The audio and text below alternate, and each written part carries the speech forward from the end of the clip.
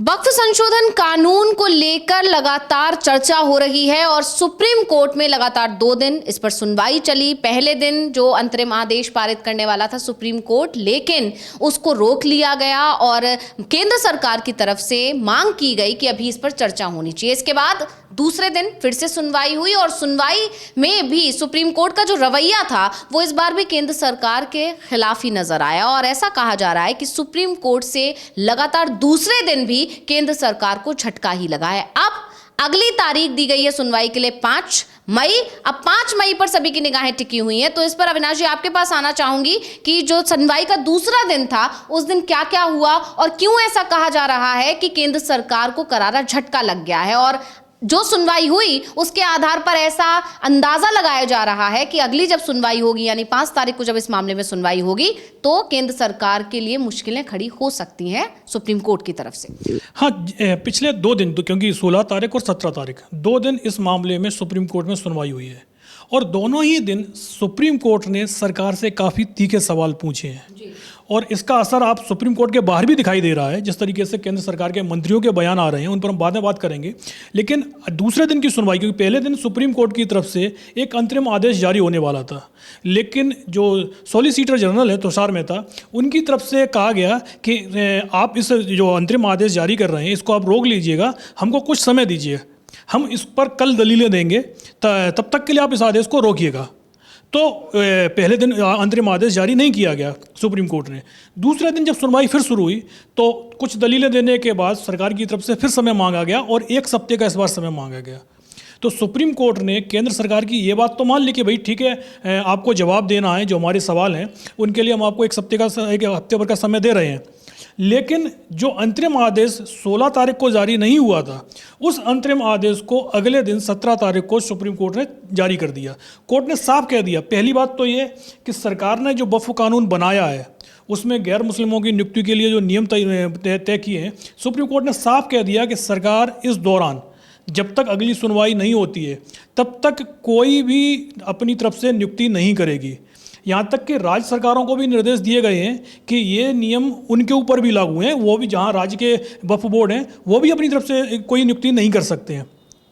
दूसरी बात जो सुप्रीम कोर्ट ने बोला है कि जो वक्फ की संपत्ति रजिस्टर्ड है, नोटिफाइड जो संपत्ति है, उस संपत्ति पर कोई कार्रवाई नहीं होगी।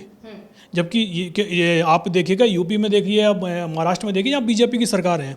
जिस दिन से ये कानून पास हुआ है और लागू हुआ है 8 अप्रैल को, उसके बाद से ही बीजेपी की जो सरकार है उनकी तरफ से एक तरफ से जितनी भी वक्फ की प्रॉपर्टियाँ हैं उन सब की जांच शुरू कर दी गई है।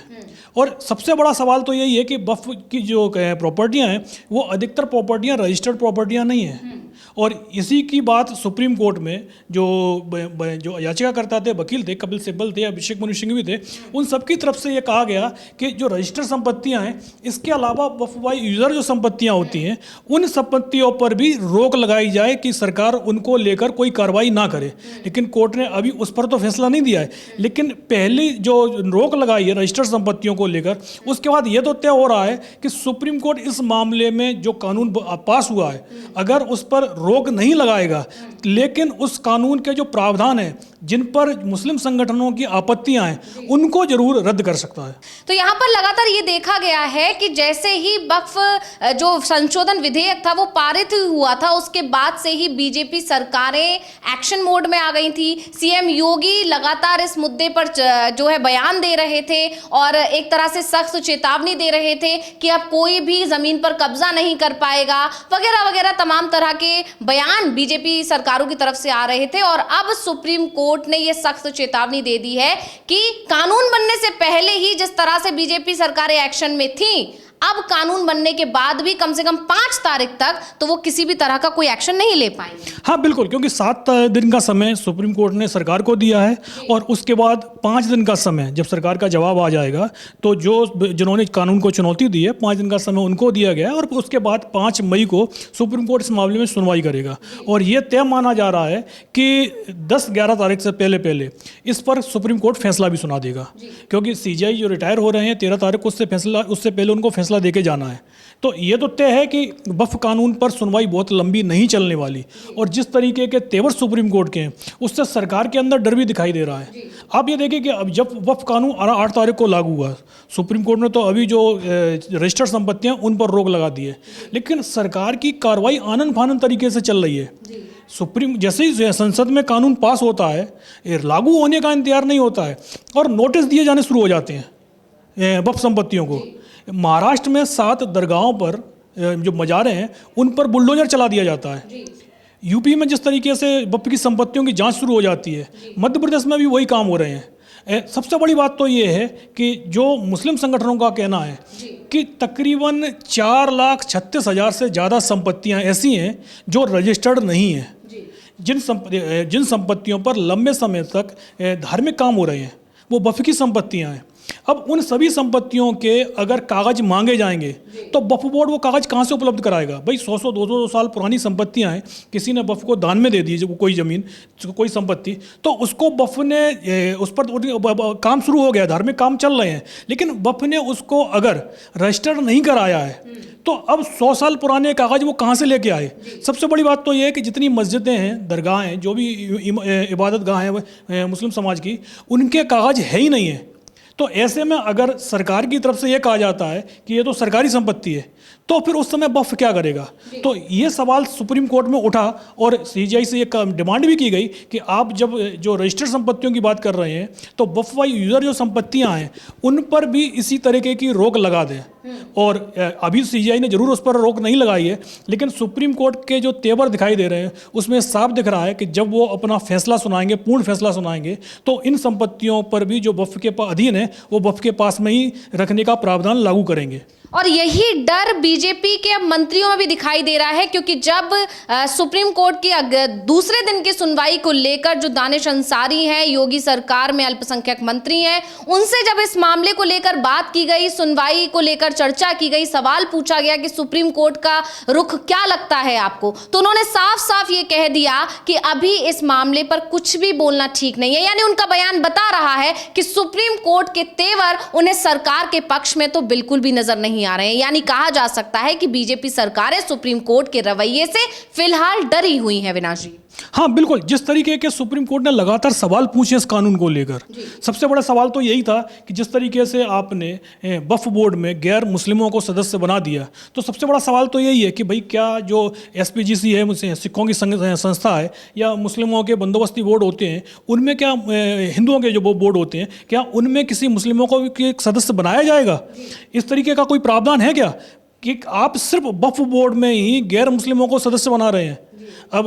जाहिर सी बात है कि अगर इस तरीके की सरकार की तरफ से कोशिश हो रही है तो वक्फ बोर्ड को कमज़ोर करने की ही कोशिश चल रही है। वैसे भी ये कहा जाता है कि वक्फ बोर्ड के पास बहुत ज़्यादा अधिकार तो पहले भी नहीं थे, लेकिन अब उसको जो पुराना वक्फ बोर्ड था उसके जो अधिकार थे उनको भी एक तरीके से सीमित करने की कोशिश हो रही है। और सबसे बड़ी बात तो ये है, जो मुस्लिम संगठनों का डर है कि इस वक्फ कानून में, क्योंकि जो 4,36,000 से ज़्यादा जो प्रॉपर्टियाँ जो रजिस्टर्ड नहीं है वक्फ की, बोले उनको सरकार अपने अधीन कर लेगी, और जो बिल्डर लॉबी है, सरकार के उद्योगपति हैं, उनको वो प्रॉपर्टी दे दी जाएगी। भले ही आज सरकार ये कह रही हो कि हम यहाँ पर वक्फ की प्रॉपर्टी पर मकान बनाएंगे और गरीबों को देंगे, लेकिन हमने देखा है कि सरकार के जो दावे और वादे होते हैं और जो हकीकत होती है बिल्कुल उसके उलट होती है। सरकार जो वादे करती है वो अमूमन पूरे नहीं होते हैं, और जिस तरीके से वक्फ की प्रॉपर्टी पर शुरुआत से ही कई उद्योगपतियों की भी नज़र बताई जा रही है, तो उसके बाद तो साफ साफ लग रहा है कि अगर इस वक्फ कानून पर सुप्रीम कोर्ट ने सख्त एक्शन नहीं लिया होता या रोक नहीं लगाई, अभी तो अंतरिम आदेश आया है, और जो संकेत मिल रहे हैं उससे तो यही लग रहा है कि वक्फ के कुछ प्रावधानों को सुप्रीम कोर्ट रोक सकता है, और इस कानून पर भले ही रोक ना लगे। तो जो सबसे बड़ी डिमांड थी, और ये कहा जा रहा है कि जो एनडीए के अंदर भी जो दल थे, जेडीयू या टीडीपी हो, वो भी इस चीज़ को कह रहे थे कि वक्फ की जो संपत्तियां हैं कम से कम उन संपत्तियों को छोड़ दिया जाए, लेकिन बीजेपी ने कानून में उसका प्रावधान नहीं रखा। वक्फ की जो संपत्तियां हैं उन्होंने कहा कि भाई सभी संपत्तियों की जांच हो सकती है। तो जाहिर सी बात है कि जो 200-400 साल पुरानी संपत्तियां जो रजिस्टर्ड संपत्तियां नहीं हैं वक्फ बोर्ड उनके कागज़ कहाँ से लेके आएगा? और इसी सवाल का जवाब हमें अगले कुछ दिनों में मिल जाएगा, सुप्रीम कोर्ट का फैसला आएगा। और कोर्ट का जो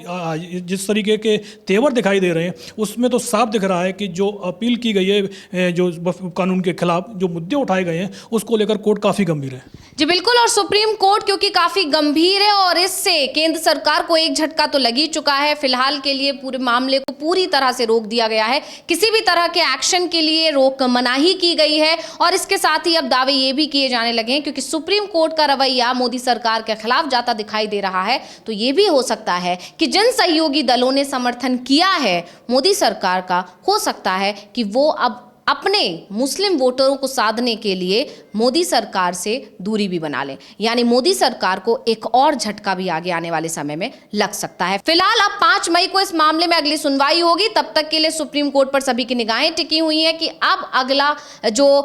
टिप्पणी होगी सुप्रीम कोर्ट की या जो फैसला होगा वो किस तरफ इशारा करेगा। तब तक के लिए मुझे यानी अंशिता को दीजिए इजाजत। नमस्कार।